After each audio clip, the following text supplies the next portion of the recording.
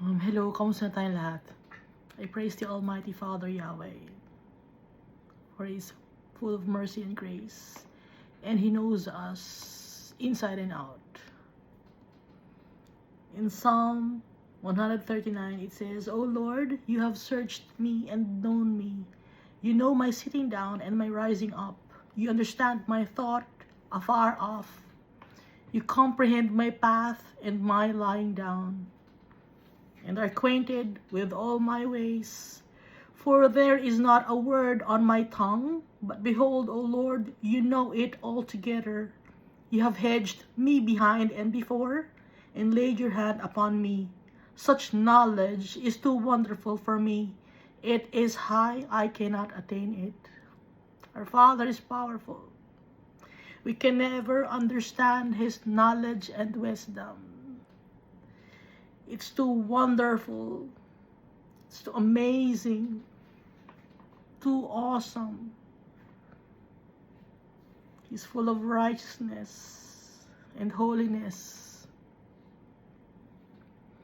And His love for us is great.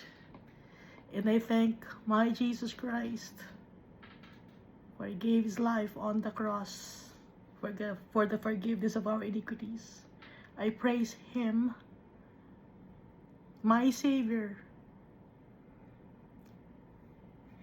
for His precious blood is priceless. And He called us His friends. And He wants us to reign with Him in His kingdom that will never end. And at the last days, He will come again, and we will be with Him for all eternity. And I also thank the Holy Spirit for always guiding us, reminding us of the goodness of our Father, of the faithfulness of Jesus Christ, of the commandments and statutes of the Creator of heaven and earth, for showering us with gifts and fruits every day. He replenishes it. So last time we read Genesis chapter 30. Dun sa Genesis chapter 29. So naging asawa na ni Jacob si Leah. Nagtrabaho si Jacob for 7 years at nakuha niya si Leah, no? Although hindi si Leah yung napag-usapan na kanyang sweldo, yun ang ibinigay.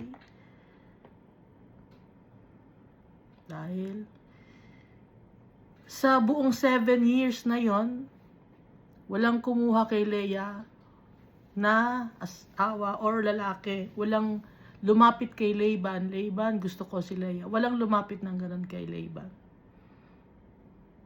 At gumawa na lang ng paraan si Laban para magkaroon ng asawa si Leah. At dinahilan na ang kanilang culture ay dapat ang panganay muna ang mag-asawa bago ang sumunod. Kaya ang binigay niya ay si Leah. And Jacob was not aware of it at first, no? Nung kanyang tinabihan sa gabi. Nagulat lang siya pagising niya sa umaga na ang katabi niya ay si Leah at hindi si Rachel.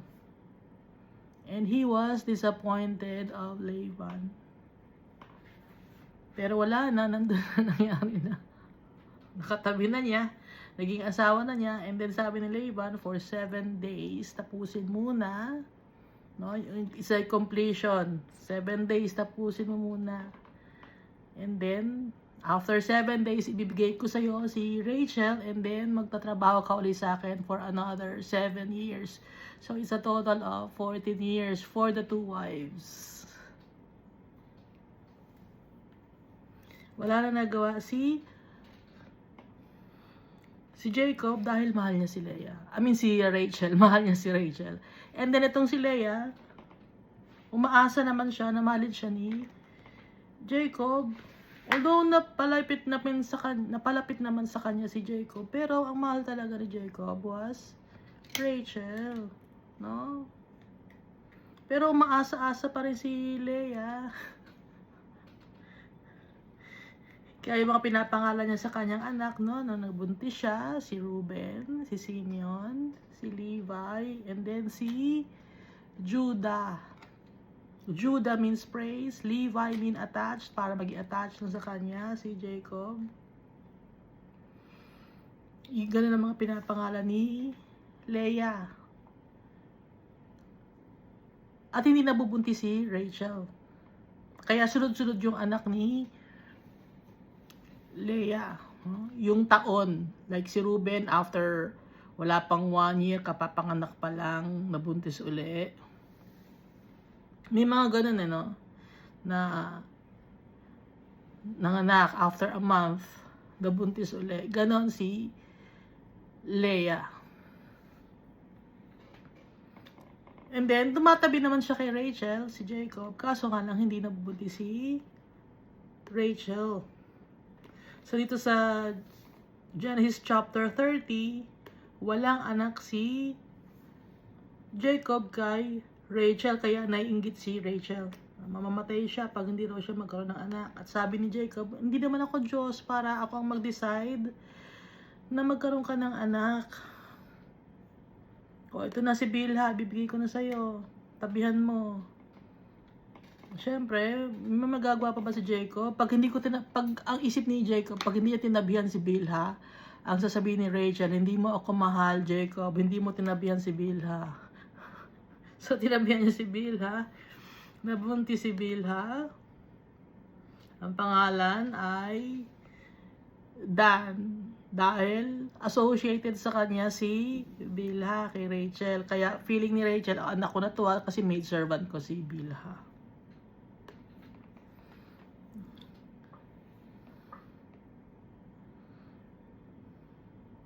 Then after nabuntis ulit si Bilha, ang pangalan naman ay Naphtali. Ayan, gusto ko pa ulit sa panganak. Tabihan mo ulit si Bilha. Naphtali naman, sumunod na anak. And then, stop na, no? Ngayon, itong si Leah, syempre si Jacob, palipat-lipat yan ng tent. Tuna ako sa tent ni Leah. Papahinga muna ako. Ay, medyo pagod ako. Doon ako sa tent ni Rachel. Naku, away naman sila. Doon ka kay Bilha muna para mabuntis mo. O, punta naman siya kay Bilha. Ang gulo ng buhay ni Jacob.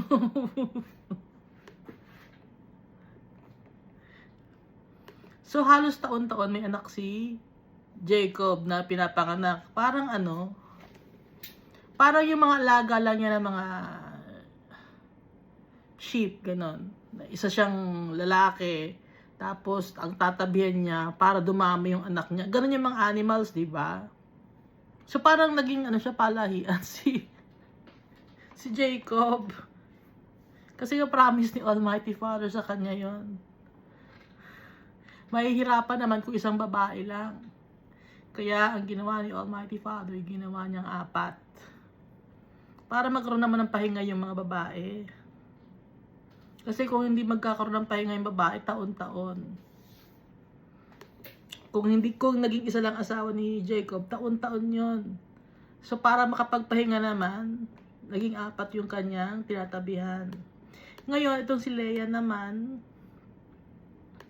nag-stop na yung kanyang pagbubuntis. Naisipan naman, may maid naman ako. Pinapatabi niya si Bilha. O, ito, maid ko si Zilpa. O, si Zilpa, tabihan mo.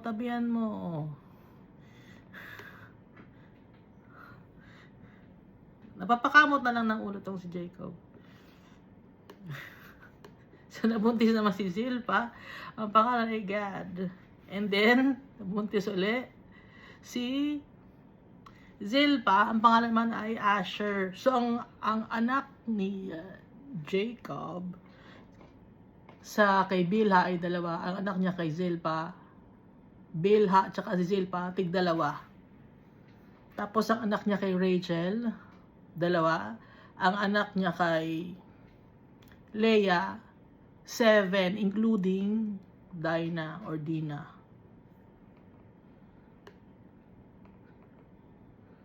Ngayon, itong si Ruben, panganay na akto.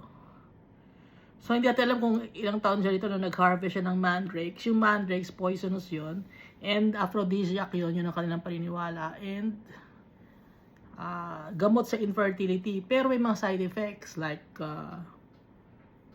magkakaroon ka ng heart problem, ganun. Hallucination. May poisonous effect sa katawan. So, nagko-consume si Rachel ito para mabuntis siya.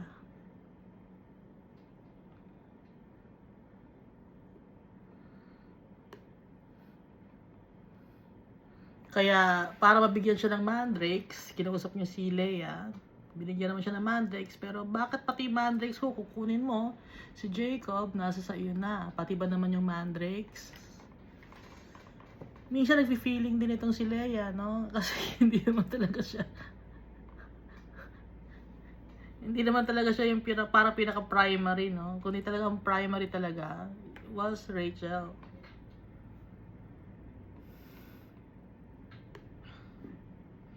So, hindi, magbabayad ako sa'yo, tabihan mo si Jacob. Hindi ko muna tatabihan si Jacob, tabihan mo muna.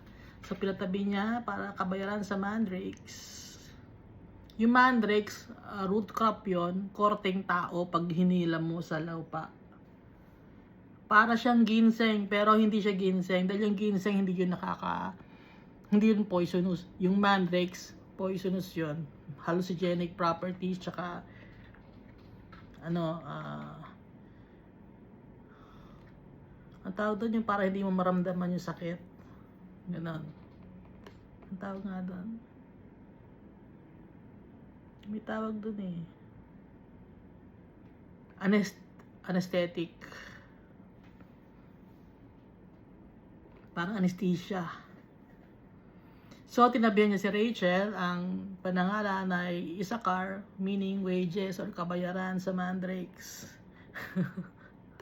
And then, nabuntis ulit si Zebulun, meaning dwelling.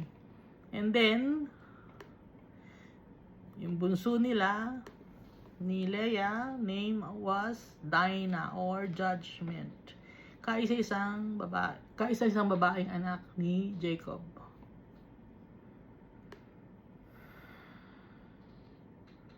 And then God remembered Rachel. Nabuntis ngayon si Rachel. Ang anak niya si Joseph, which means he will add.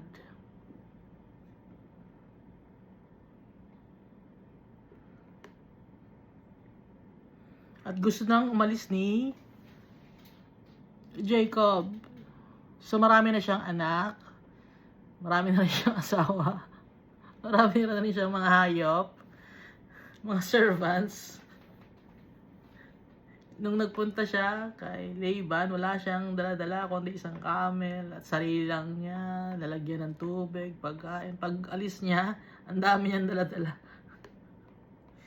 Blessings lahat ni Almighty Father. Hindi niya pinilit, no? Ibinigay ni Almighty Father. Hindi akin to, gusto ko madami ang asawa ko. Hindi niya gusto 'yon. Ha? Dahil lang talagang gusto lang talaga niya si Rachel, no? Hindi niya pinilit na akin pati si Leah. Hindi siya ganon. May mga ibang lalaki kasi gusto ko lahat ng mga babae akin. si Jacob, gusto lang niya si Rachel, pero wala siyang magawa, no? Nag-aaway-away ang mga babae. Tabihan mo si Bila, tabihan mo si Zilpa. Yung mga babae nag-aaway-away, sila ang gumagawa ng gulo. Etong si Jacob, tahimik lang to kasi introvert, tahimik lang to, hindi na masalita. Tatrabaho lang siya.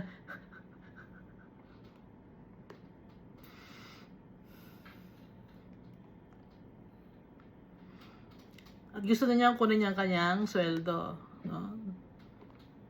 Yan ang kung alin man sa mga animals ang may mga batik-batik, kanya yon. Tuwan-tuwa naman sila, pag may batik-batik. So, ibig sabihin, pag walang batik-batik, perfect ang itsura kay Laban. So, ano nangyari? Ginawa ni Jacob, kumuha siya ng poplar, green poplar rod.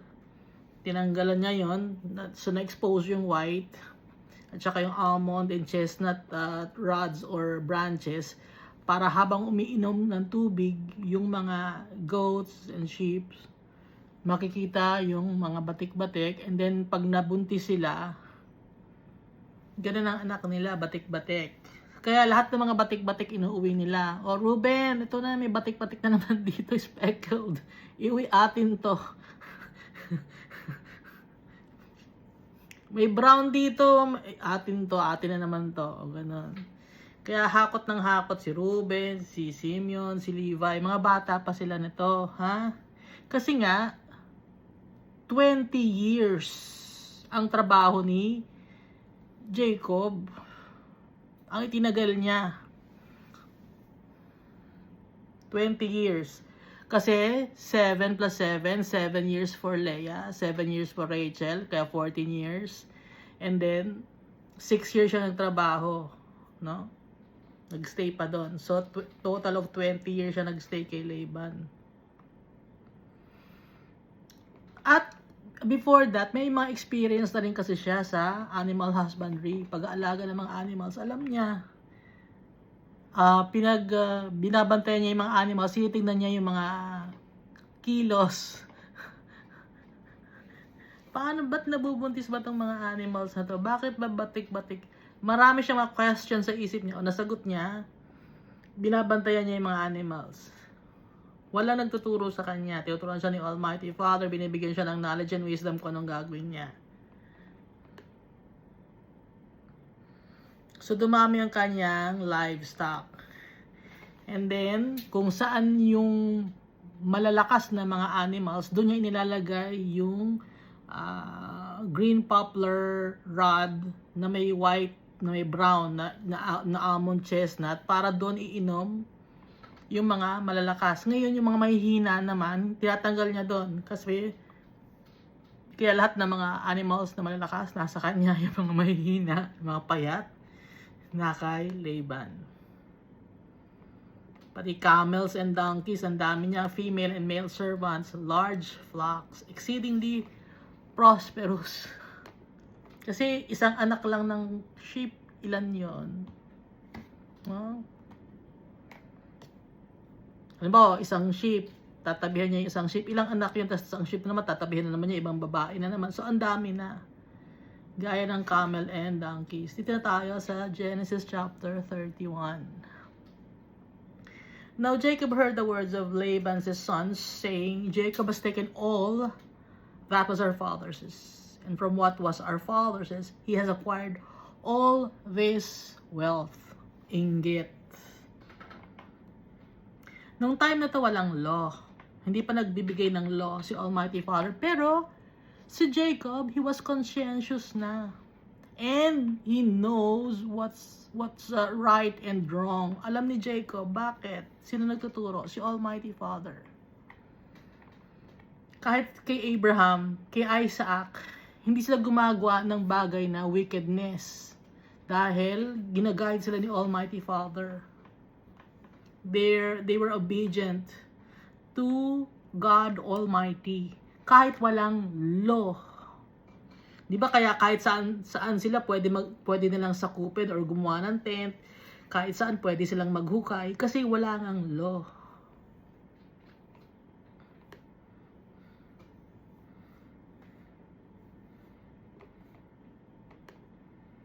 Kanya-kanya sila kung anong gusto nilang gawin, no? Pero, ang ginagawa ni Abraham, Isaac, and Jacob, sinusunod nila si Almighty Father, obedient sila. Laging may justice ang gusto nila, laging patas.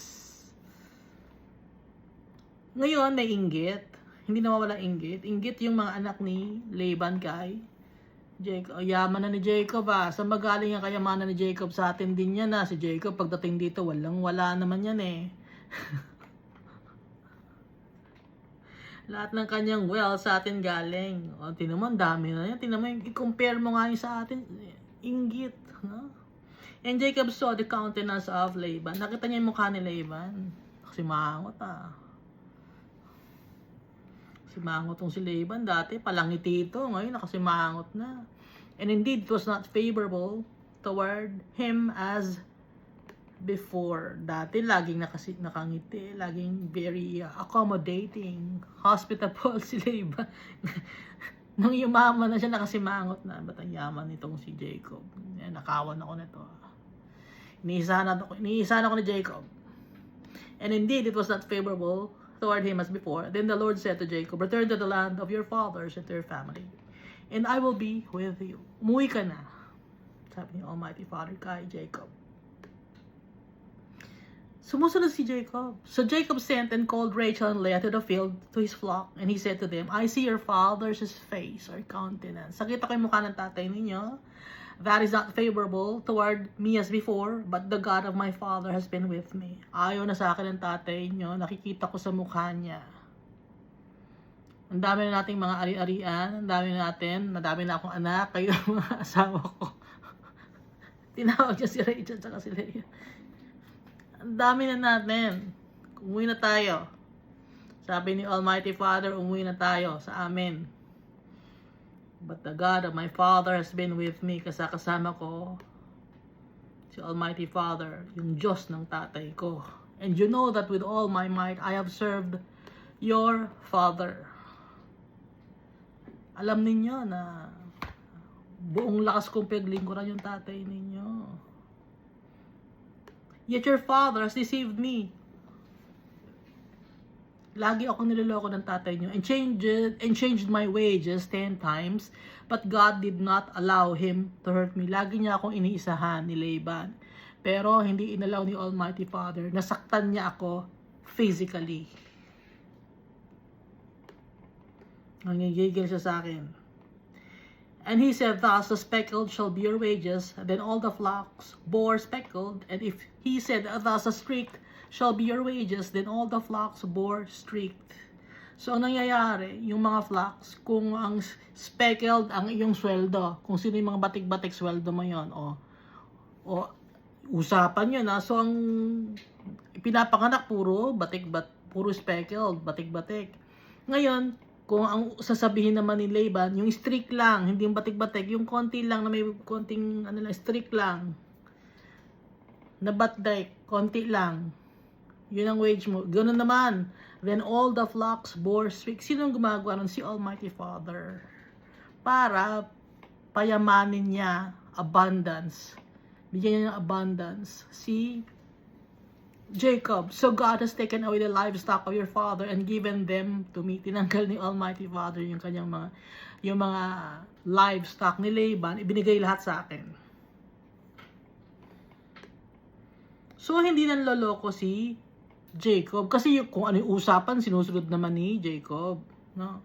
So God has taken away the livestock of your father and given them to me. And it happened at the time when the flocks conceived that I lifted my eyes and saw in a dream. And behold, the rams which leaped upon the flocks were streaked, speckled, and gray spotted.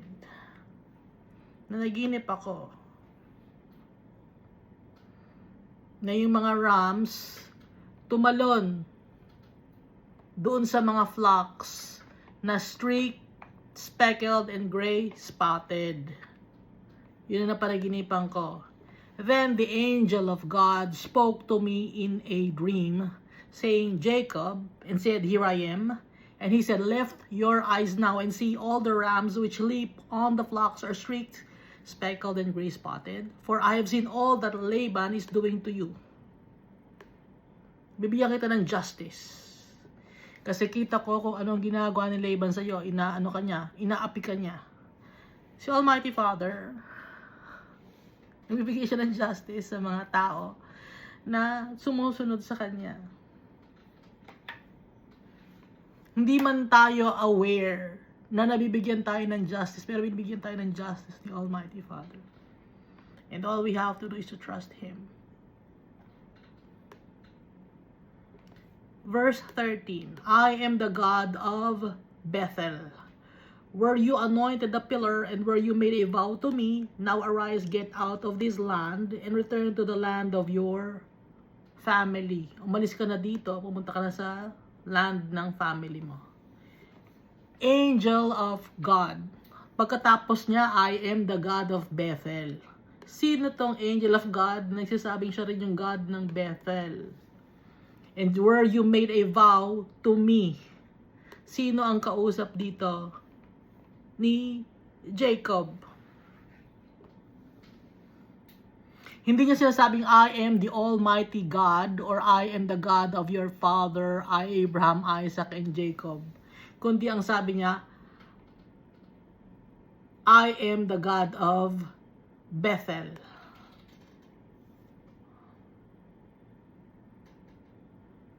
So nabanggitan natin sabi ni Jesus, John chapter 10 verse 30, My Father and I are one. Although magkaiba sila, pero iisa sila ng heart. Singleness of heart. Pero magkaiba sila.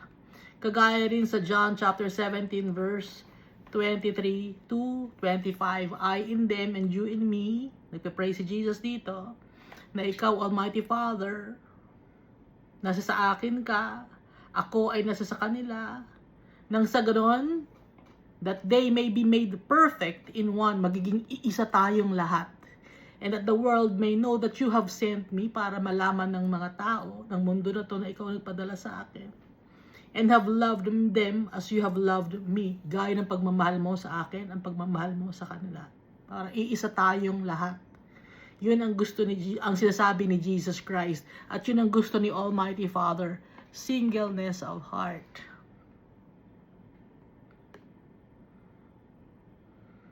No? Kaya dito, kaya angel of God nakalagay, and then sa verse 11, and then sa verse 13, I am the God of Bethel. Ibig sabihin nun, singleness of heart. Si Jesus to, marami siyang role. Commander of the army of the Almighty Father, the Messiah, the Redeemer, the branch of righteousness, the man clothed in linen, the man with an inkhorn. Marami pang name. Ark of the Covenant. Ano pa ba?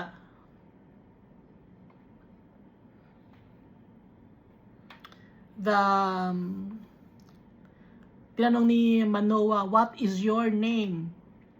Too wonderful for you to understand. Hindi, kasi di ba may kausap si Manoah na magkakaroon daw si Manoah ng anak, ang pangalan, Samson, sa Book of Judges. Anong sabi ni Jesus? Hindi siya nagpakilala. Too wonderful for you to understand.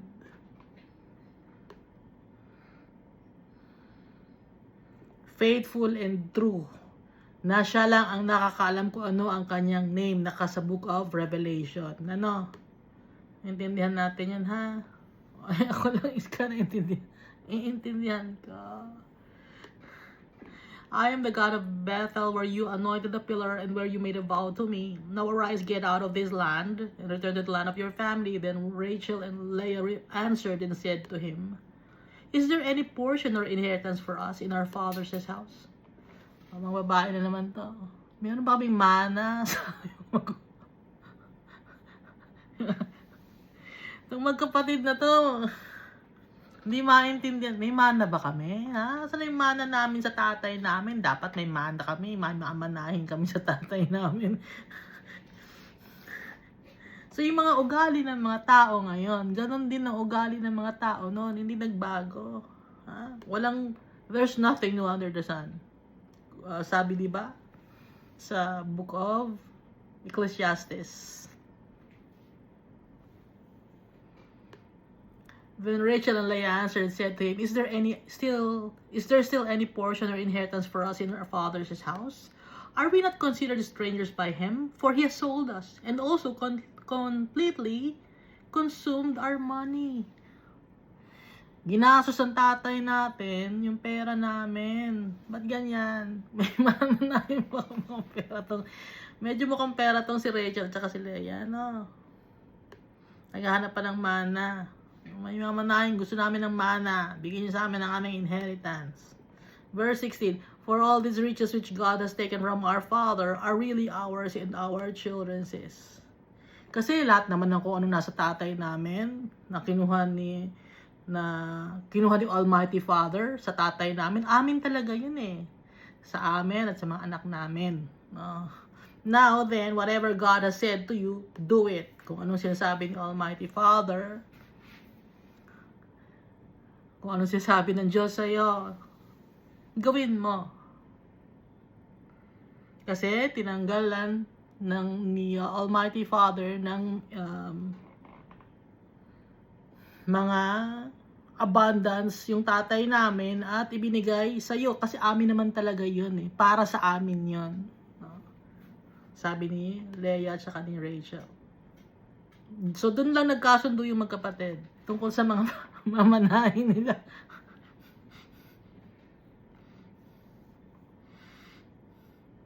Verse 17, then Jacob rose and set his sons and his wives on camels. Decisive. Itong si Jacob, sige na, sakay na kayo. Alis na tayo. Right then and there. Nagdesisyon na agad si Jacob. Very decisive to si Jacob talaga. No? Nakaka-relate ako nito kay Jacob. Ngayon na, malis na tayo. Kayo na kayo sa camel. Ikaw, Leia, mga anak mo, ayusin mo na. Rachel, yung anak natin, wala pa si Benjamin ito. Bilhazel pa. Yung mga maid servant ninyo, Leia, ayusin na ninyo yung mga bata. So yung mga servant na, tawagin mga servants.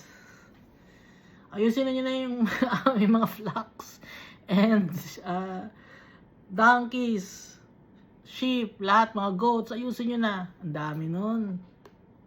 No, napakadami. Imagine may famine. Ito example. Nung time ni Abraham, merong famine, first famine. Pinapunta ni Almighty Father sa Hebron si Abraham. Pero nagka-famine, nagpunta siya ng Egypt. And then, nung nagka-famine, lalong yumaman si Abraham. Ngayon, ito namang si Isaac, nagkaroon ng famine, pumunta siya doon kay Abimelech, tapos lumipat sila sa ibang lugar. Mas lalong nag-bless ni Almighty Father. Famine yun Kung kailan nagkakaroon ng famine, kung kailan nagkakaroon ng kakulangan, saka bigla silang nagiging abundant. Gaya nitong si Jacob. Kung kailan mag-isa lang siya, after 20 years, saka siya naging abundant, no? Ano lang ang ginawa niya? Nagtiis siya, nagtiwala siya kay Almighty Father. Having faith in the Almighty Father. So, darating ang point, yung blessings ni Almighty Father, umaapaw. Ngayon, baka isipin niya, ito na, dito na tayo yayaman. Ang blessings ngayon ni Almighty Father na sinasabi niya, ay ang blessings, yung ating inheritance. Example lang ito. Example lang ito. Dahil usually ang mga tao ngayon, yumayaman sila dahil sa kagagawan ng mga kasamaan. Sa panloloko, sa mga substandard na mga gamit. Yun lumayaman ang mga tao sa panloloko sa ngayon. Ang promise ni Almighty Father, abundance for all eternity. Inheritance. Kaya dapat sundin natin si Almighty Father. Naintindihan natin. Kasi sample lang ito noon. Sample. Kaya nga ito nga yung manual, no? Sample. Okay? Iska sample. Sino kausap mo? And he carried away all his livestock and all his possession which he had gained in his acquired livestock, which he had gained in Padan Aram, to go to his father Isaac in the land of Canaan. Uwi na siya sa Beersheba. Now Laban had gone to shear his sheep. Wala si Laban. Biglaan. Kasi nga, sabi ni Jacob, alis na tayo. Alis sa balutan na tayo. Ayusin niyo na lahat ng gamit. And Rachel had stolen the household idols or teraphim. Teraphim, ito ay isang maliit na itsura ng tao na sinasamba. Parang si Milka na asawa ni David, na anak ni King Saul. Meron din siyang teraphim. idol ito, korting tao na sinasamba. Ang ginawa ni Rachel, yung tatay niya, merong korting tao na sinasamba, dinadasalan. Idolatry, abomination, kinuha ni Rachel. Rachel had stolen the household idols that were her father's. And Jacob stole away, unknown to Laban the Syrian, in that he did not tell him that he intended to flee. So, amalis na tayo dito, hindi na tayo magpapaalam kay Laban, pipigilan pa tayo nun, or baka awayin pa tayo nun. Verse 21, so he fled with all that he had. He arose and crossed the river and headed toward the mountains of Gilead. No? So, nasa taas kasi yung Syria or yung Padan Aram. Bababa na ngayon sila. Pababa kasi yung Beersheba eh. No? I-check nyo sa mapa. Sa mountains of Gilead sila dumaan. And Laban was told on the third day that Jacob had fled. Pangatlong araw na niya nalaman. 3 araw nang nakakalipas, hindi niya alam umalis na pala yung family ni Jacob. Sana yung, bakit parang kulang dito sa ating lugar? Parang may nawawala. Bakit hindi ko nakikita yung mga bata na anak ni Jacob? Asan si Jacob? Matagal ko na ilang araw ko na din nakikita si Jacob, sabi ni Laban. Asan yung mga animals dito? Parang may nawawala, parang may kulang, hindi ko lang malaman kung ano. May nagsabi, wala na po si Jacob, pati yung kanyang family, pati yung kanyang mga servants, wala na. Umalis po sila. Gulat ngayon si Laban. Siyempre, yung ano niya, bugso na, galit yun. Galit. Then he took his brethren with him, yung mga kanyang mga dabarkads, tsaka yung mga anak niya, and pursued him for 7 days' journey, and he overtook him in the mountains of Gilead. 7 days ang itinagal ng kanilang journey si Laban. At nagka-meet sila sa may mountains of Gilead. Bakit? Nauna na si Jacob, and then 3 days pa bago malaman, then after 7 days sa kanya na habol. Bakit? Kasi nga ang daming animals, ang daming mga taong dala-dala, mabagal ang lakad. Kailangan uminom ng mga animals, ang dami. Thousands. Pati yung mga servants, may mga pamilya pa yung mga servants. Ang hirap nun.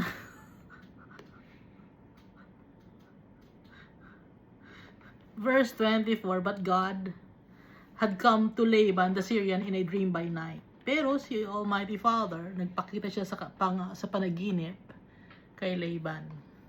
No, isang gabi, be careful that you speak to Jacob neither good nor bad. Mag-ingat ka na sasabihin mo kay Jacob, ha? Laban, makinig ka sa akin, sabi ni Almighty Father. Mag-ingat ka nang sasabihin mo kay Jacob. Mabuti man o masama, pag-ingatan mo yung sasabihin mo. Pag may nasabi kang masama, yari ka sa akin, Laban. O takot si Laban. Maging careful ka kasi sasabihin mo kay Jacob, ayoko nasasaktan yung anak ko. Pero wala nakalagay dito. Pero bakit ni Almighty Father sasabihin? Kasi ayaw ni Almighty Father masaktan si Jacob. Kasi si Jacob was faithful to the Almighty Father. So pag faithful tayo kay Almighty Father, iniingatan niya tayo. Yung may mga taong gustong manakit sa atin, hindi makakaporma. Yung mga taong gusto manakit sa atin, hanggang ano lang sila, yung salita lang na hindi natin naririnig or hindi na tayo masasaktan. Malayo sila. Ha? Yung mga bagay na masasakit na gusto nilang sabihin sa atin, hindi natin madidinig yun. Dahil pag nadinig natin yun at nasaktan tayo, lagot sila kay Almighty Father. Ganun si Almighty Father mag-ingat sa kanyang mga anak. Dahil pag nasaktan tayo, anong ginagawa natin? Umiyak tayo kay Almighty Father. Hindi tayo gumagante. At pag hindi tayo gumante, umiyak tayo kay Almighty Father. Si Almighty Father, very understanding and very yung mababa ang loob niya, mapagmahal siya sa kanyang mga anak na nagtitiwala sa kanya. Iingatan niya bibigyan niya kayo ng justice yung mga tao na nananakit sa kanya mga anak, whether physically or verbally. At tayo, hindi natin alam, no? Hindi natin alam kung paano, no? Basta na lang iyak natin kay Almighty Father at yung mga tao na may galit sa atin or sinasabihan tayo ng masama, si Almighty Father ang magdi-deal sa kanila, hindi tayo. Ibigay natin lahat kay Almighty Father. Pero hindi tayo magdadasal na, Lord, saktan mo yung mga... Hindi ganun, kundi magpapakubaba tayo kay Almighty Father. Almighty Father, nasaktan ako. I'm sorry. I acknowledge my mistakes. I take accountability of my own actions. Ganun, ha? Kasi itong si Jacob, wala siyang sasabi, saktan mo, Almighty Father. Sunugin mo sila. Walang ganun. Meron akong religion na nakita na sunugin mo sila, ibaba yung apoy galing sa langit at ibagsak nyo sa kanila, lipulin nyo sila, kainin sila ng lupa. Hindi ganon si Almighty Father. Hindi ganon ang pagmamahal ni Jesus Christ. Kaya yung mga tao o religion na nagsasabi ng ganon sa kapwa-tao nila dito sa mundo sa ngayon, yung mga nakikita ko, hindi yung galing kay Almighty Father. Turo sa kanila yon ng kanilang mga false teachers. Kaya sila ganon.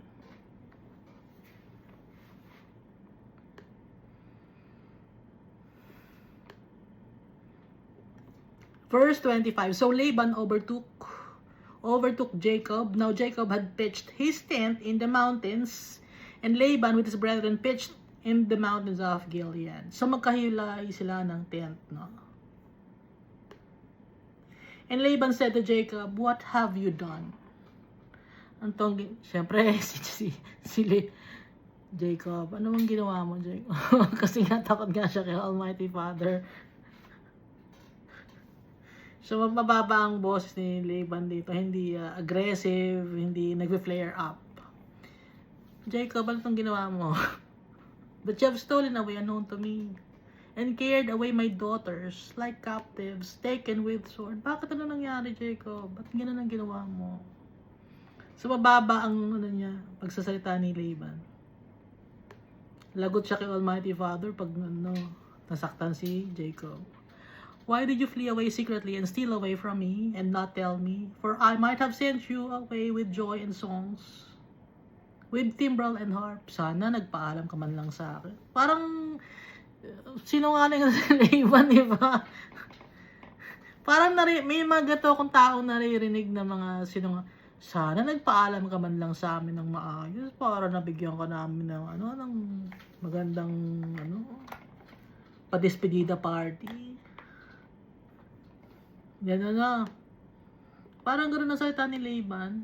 And you did not allow me to kiss my sons and my daughters. Now you have done foolishly in doing so. Hindi mo man lang ako inayaan makayakap dun sa mga anak ko, tsaka sa mga apo ko. Ba't ganun ka? Mababa ang boses ni Laban. It is in my power to do you harm. Alam mo, kaya kitang saktan. Alam mo ba yon? But the God of your father spoke to me last night, saying, "Be careful that you speak to Jacob, neither good nor bad." Pero binigyan ako ng warning ng Diyos ng tatay mo, the God of your father. Si Almighty Father yon. The God of your father, si Isaac and Abraham, si Almighty Father.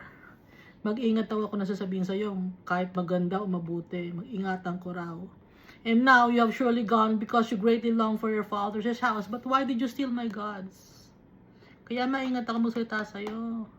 Pero bakit ka nagnakaw sa akin? Ninakaw mo yung aking teraphim. Yung teraphim na kinuha ni Rachel. So ito ay isang palusot lang ni Laban. Gumagawa siya ng way para sisihin or saktan si Jacob para ma-justify niya yung pananakit niya kay Jacob. Gumagawa lang siya ng palusot. Kasi teraphim naman, madali na naman gawin yun. Kukuha ka lang naman ng kahoy, ukit-ukitin mo, ganon.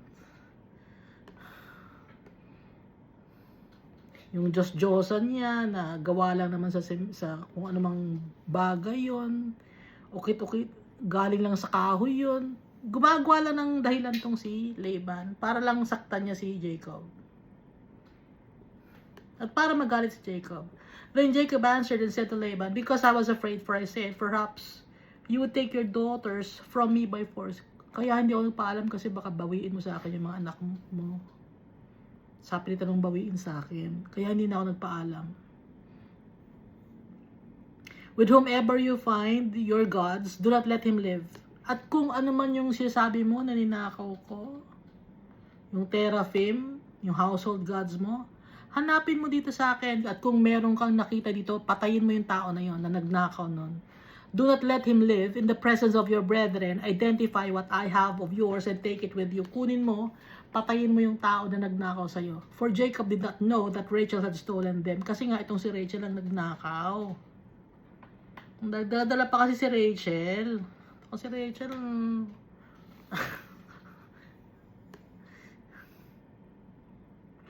And Laban went into Jacob's tent. Hinanap niya yung teraphim.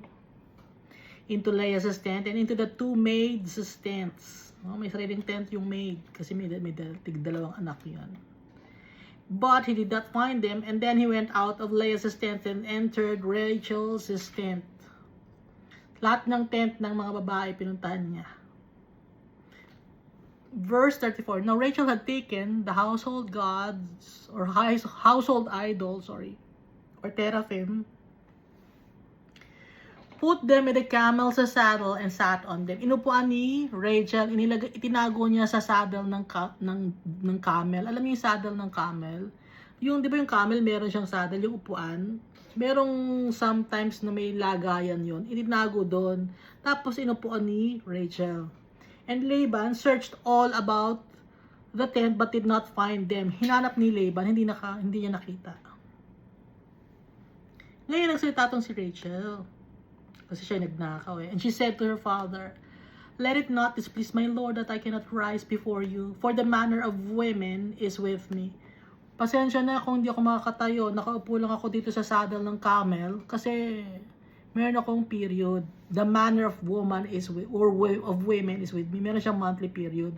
Idinahilan ni Rachel yon. So, hindi na tumayo si Rachel. Hindi nakuha yung teraphim or yung household idols. And he searched but did not find the household idols. Idolatry. Then Jacob was angry and rebuked Laban. Nagalit si Jacob kay Laban. And Jacob answered and said to Laban, what is my trespass or transgression? Anong kasalanan ko ba sa iyo?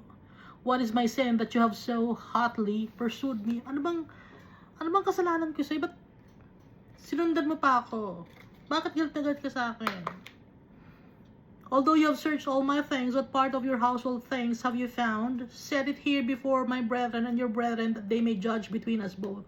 Kung ano man yung nakita mo, ilabas mo dito, ipakita mo dito. Ito yung brethren ko, yung mga kasama ko, ipakita mo sa lahat ng tao para sila na mag-judge sa atin. Verse 38, these 20 years I have been with you. So, nung time na yon 41 years, kunyari, no, 41 or 42, 51, 61 or 62 years, no? 62 years old na si... Kung 41 siya umalis, kung 41 years old umalis si Jacob sa kanila, so 61 na siya ng time na to, na may 4 na siyang asawa at meron na siyang anak na 12, hindi pa kasama si Benjamin. For 20 years I have been with you. Your ewes and your female goats have not miscarried their young, and have not eaten the rams of your, and I have not eaten the rams of your flock. Hindi ako nagkasa'yo. Hindi kita niloloko, hindi ako nanamantala. Yun. Hindi kita sinamantala. Pati yung mga buntis na mga hayop mo, inalagaan ko. Iniingatan ko sila mabuti.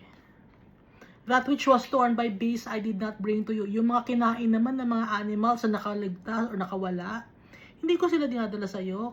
kundi ako na ang umaako. I bore the loss of it. So, bawas ngayon sa sweldo niya yon. Ibig sabihin ni Jacob, you required it from my hand. Kasi gusto mo, ibawas sa akin. So, bawas sa akin sa sweldo. Hindi ako umaayaw. Tinatanggap ko lahat yon. Whether stolen by day or stolen by night. Kahit yung mga may nagdanakaw, gabi man o araw, ako ang tumatanggap ng pagkatalo. Ako ang nalulugi. Kahit ninanakaw dahil sa akin mo, ibinibintang lahat. No? So, he was taking accountability lahat ng bagay. So, Jacob was good to Laban.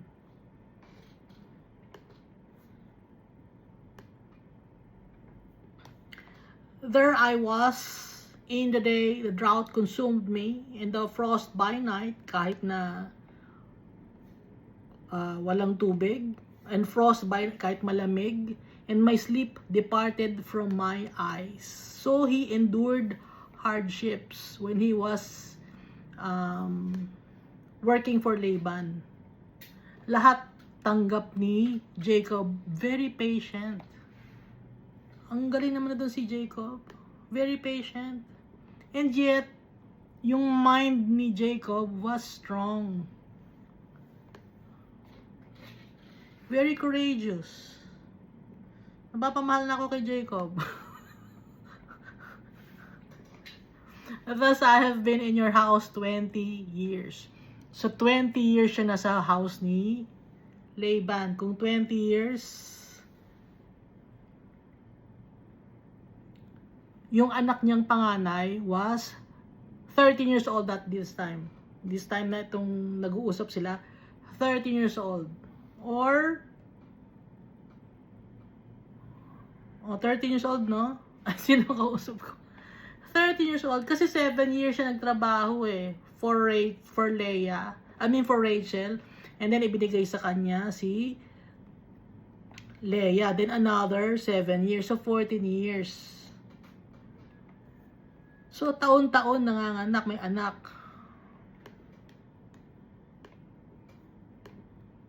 Pero wala pa ito si Benjamin, at saka, wala pa si Benjamin.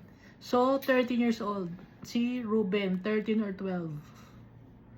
And then, yung iba pa niya mga kapatid, si Reuben, si Simeon, 12. And then, Simeon, Levi, Judah, mga 9. And then, hindi nabuntis ng mga 2 years. May gap na 2 years si Leah. And then, nabuntis ulit. Ang anak ay sino ang anak? So, si Dinah dito was 6 years old. Bata si Dinah.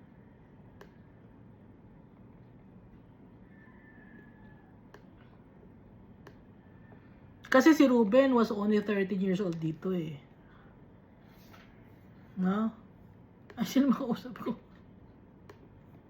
Kasi nga 20 years old, 20 years lang siya nagtrabaho. Kwentahin ninyo. Sino kausap ko?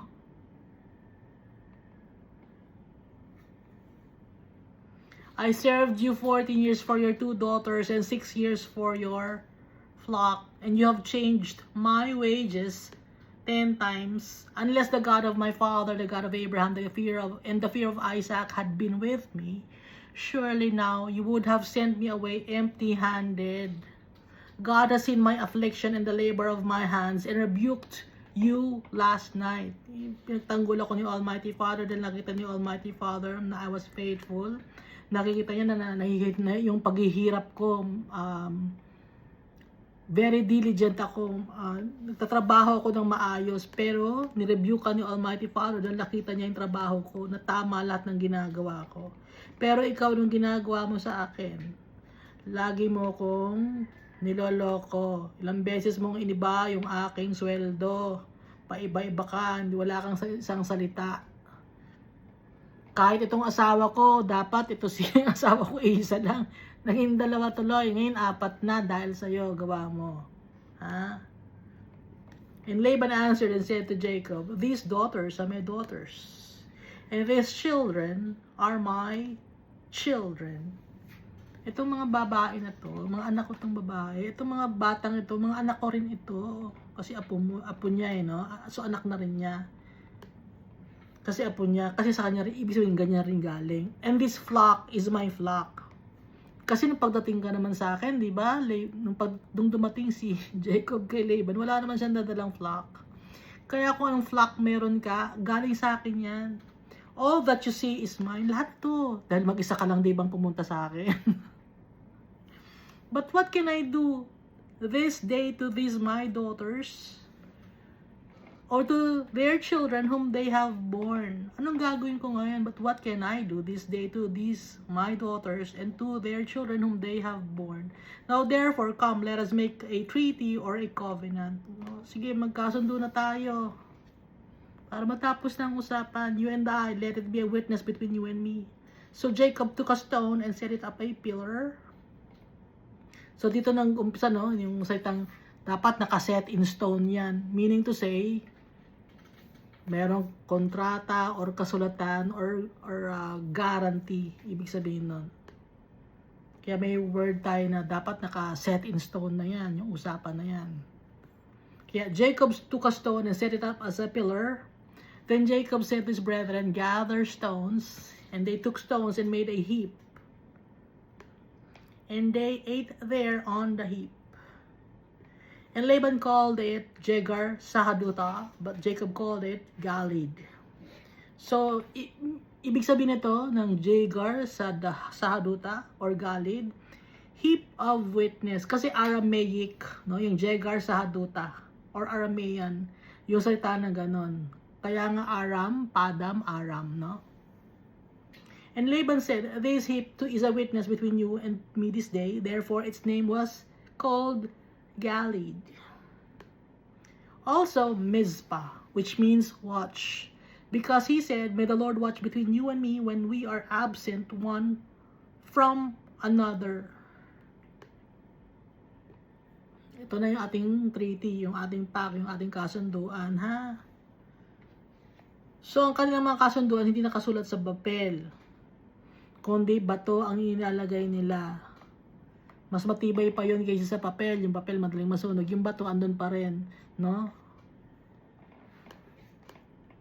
Natatanggal lang yung bato kung may kung may hindi nakakaalam, inuusod.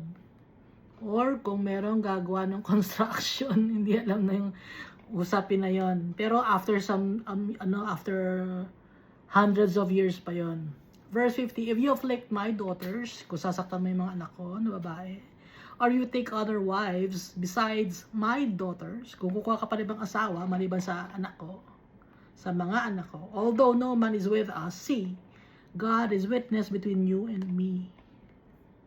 Ha? Ibig sabihin, huwag ka nang kumuha ng iba pang asawa, meron ka ng asawa, dalawa, meron ka ng maid na dalawa, so 4 na yan. Kung kumuha ka man at nasaktan yung mga anak ko, God is witness between you and me. Then Laban said to Jacob, here is this heap, and here is this pillar, which I have placed between you and me. This heap is a witness, and this pillar is a witness, that I will not pass between this heap to you. So ito ay isang harang. Itong heap na to, andito ka sa kabilang heap, andito ako sa kabilang heap ng pillar. Hindi ako pwedeng humakbang papunta sa iyo, or ikaw hindi ka pwedeng humakbang sa akin. And you will not pass beyond this heap and this pillar to me for harm. Kaya hindi mo ako pwedeng saktan. No? May harang tayo. Itong ating kasunduan. The God of Abraham, the God of Nahor, and the God of their father judged between us. And Jacob swore by the fear of his father Isaac. So, yung mga tao na panagdanunumpa, ginagawa ni Almighty Father yun. Nakikita ni Almighty Father lahat ng ginagawa natin. And up to now. Verse 54, then Jacob offered a sacrifice on the mountain and called his brethren to eat bread. And they ate bread and stayed all night on the mountain. And early in the morning, kinabukasan na, Laban arose and kissed his sons and daughters and blessed them. Nagpaalam na siya, iyakan na naman to. Hindi na naman alam kung kailan magkikita.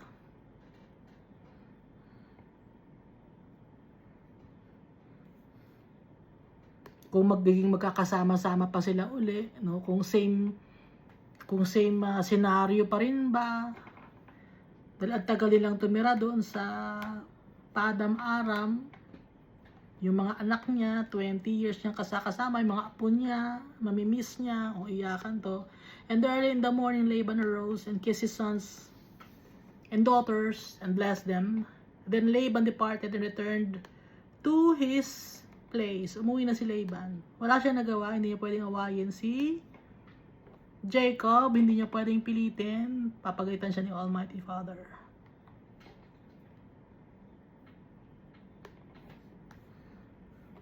Genesis chapter 32.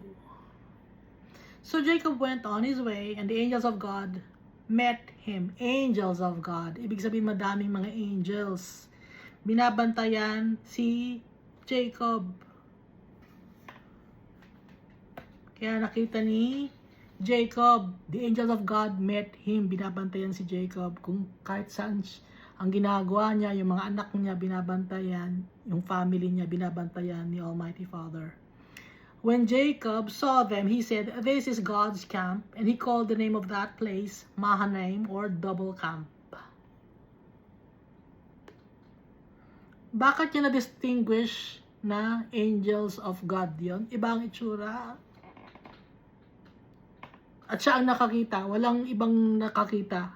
Si Jacob lang, hindi nakalagay dito, nakita ni Rachel, nakita ni Leah, wala. Si Jacob lang ang nakakita. Kinikwento to ni Almighty Father kay Moses. Verse 3, Then Jacob sent messengers before him to Esau his brother in the land of Seir, the country or the field of Edom. Kung saan nakatira si Edom or si Esau, sa land of Seir.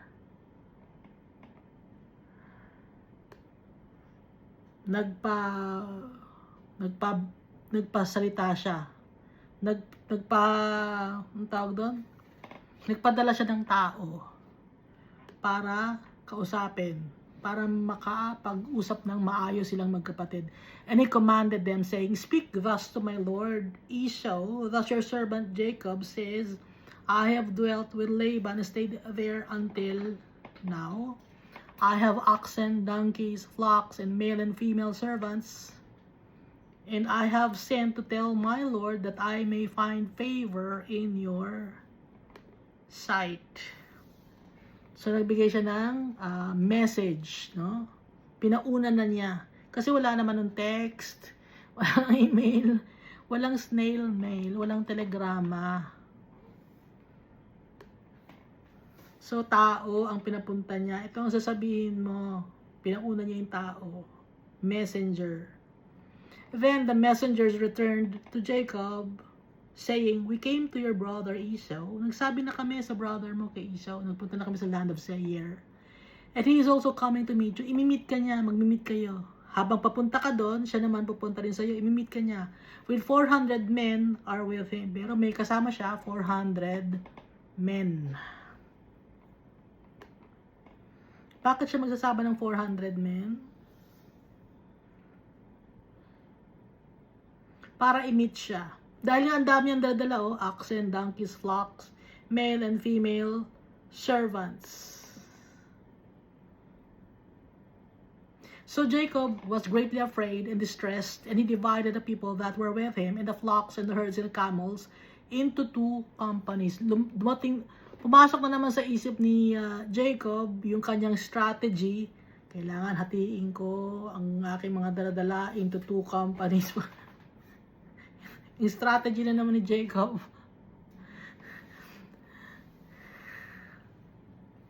Hinati niya into 2 companies. Kasi nga, may bagong information na dumating. 400 men. Teka muna, darating ang 400 men. Kailangan, bagong data to, kailangan mahati ang aking mga dadalahin para kung ano man ang mangyari, mayroon pang natira. Ganon yung strategy ni Jacob. And he said, if Esau comes to the one company and attacks it, then the other company which is left will escape. pag inatake ni Esau itong isang company, mayroon pang isa. Okay? Hindi agad-agad ubos. Mautak talaga tong si Jacob. Bata pa lang mautak na. Hanggang sa pagtanda, dala-dala niya, no? Ay, sinong kausap ko? Kausap ko sarili ko. Maghapon ako hindi nagsalita ngayon, ano? Ako na mag-isa. Ngayon mag-isa ulit ako. Verse 9, Then Jacob said, O God of my father Abraham and God of my father Isaac, the Lord who said to me, Return to your country and to your family, and I will deal well with you. Nagdasal si Jacob. Sabi niya po, Almighty Father, umuwi ako sa inyo. Umuwi ako sa family ko, sa country ko, para ikaw mag-aalaga sa akin. I am not worthy of the least of all the mercies and of all the truth which you have shown your servant. Anong ginawa ni Jacob? Nagtiwala siya kay Almighty Father at nagpakumbaba siya. I am not worthy of the least of all the mercies. Kaya tayo, pag magpe-pray tayo kay Almighty Father, magpapakumbaba tayo sa Kanya because we are not really worthy of the presence of our Father and of Jesus Christ because we are wicked, we are unclean. We will only be worthy if we humble ourselves before our Father and be forgiven of our iniquities. For I crossed over this Jordan with my staff, dugtong ni Jacob, and now I have become two companies. That una, isa lang po ako. Ngayon, ginawa ko ng dalawang companies para kung may mangyari sa isang group, meron pang isang group na matitira. Nagpapakumbaba ako sa iyo, Almighty Father. Sabi mo, paprotektahan mo ako, ikaw magpo-provide sa akin ng lahat. Kaawaan niyo po ako. Kahit hindi ako worthy ng inyong awa, tulungan niyo po ako. Tingnan niyo yung humbleness, no? Kailangan talaga yun natin. Dahil without our Father, we are nothing. Without Jesus Christ, we are nothing. Dapat alam natin kung saan tayo lulugar. Saan ang lugar natin? Sa ibaba, kasi mababa tayong tao, makasalanan tayo. And from there, pag naawa sa atin si Almighty Father, siya naman ang magtataas sa atin. Hindi natin dapat itaas ang sarili natin. Dahil pag itinaas natin ang sarili natin, ibababa tayo. No? Our Father will humble us kasi kung arrogant tayo. Kaya hindi pwedeng maging arrogant tayo. Verse 11, Deliver me, I pray, from the hand of my brother, from the hand of Esau, for I fear him, lest he come and strike, or lest he come and attack me, and the mother and the children. So nagpe-pray si Jacob. Mag-isa lang siya. Nagpe-pray siya. Wala siyang kasama. Wala siyang ka-group. Wala siyang ka-cell group na mag-pray. Nagpe-pray lang siya mag-isa. Tayong lahat. Isa-isa tayo magpe-pray sa tatay natin. Hindi tayo by group. Ay group tayo. Tayong lahat magpe-pray. Hindi by group. Iba-iba kasi ang nasa hearts natin. Iba-ibang mga trials and tribulations natin na pinagdadaanan. Iba-iba kung paano makipag-deal sa atin si Almighty Father kasi iba-ibang klaseng tao tayo.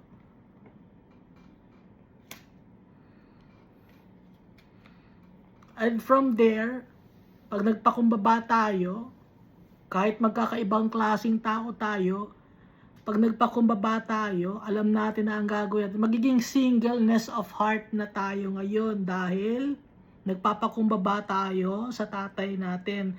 Doon na ngayon papasok yung singleness of heart. Magiging iisa na tayo. Naintindihan natin? Dati hiwa-hiwalay tayo, iba-iba mga trials and tribulations natin. And then, magiging, pag nagpakumbaba tayo kay Almighty Father, acknowledge Him, acknowledge Jesus Christ as our Savior and Mediator. That's a time na magiging kaisa na tayo, magiging iisa na tayong lahat singleness of heart. One with Jesus Christ and with our Father. Kaya, ang first step? To worship the Almighty Father and to humble ourselves before Him. Now without our Father, we are nothing. Without Jesus Christ, we need His forgiveness. Kaya nga tinuruan tayo ni Jesus kung paano mag-pray. So every day, magpe-pray tayo. Kahit na mag-isa lang tayo. For now, sa tingin niyo mag-isa lang ako nagpe-pray, mag-isa lang ako sa bahay, mag-isa lang ako sa... For now, no? But time will come, makakasama natin si Almighty Father, si Jesus Christ, at yung iba pang mga nagtitiwala kay Almighty Father, kaya hindi tayo mag-iisa. Magtiwala tayo sa tatay natin because He's powerful. He will never leave us nor forsake us. He's faithful to Abraham, Isaac, and Jacob.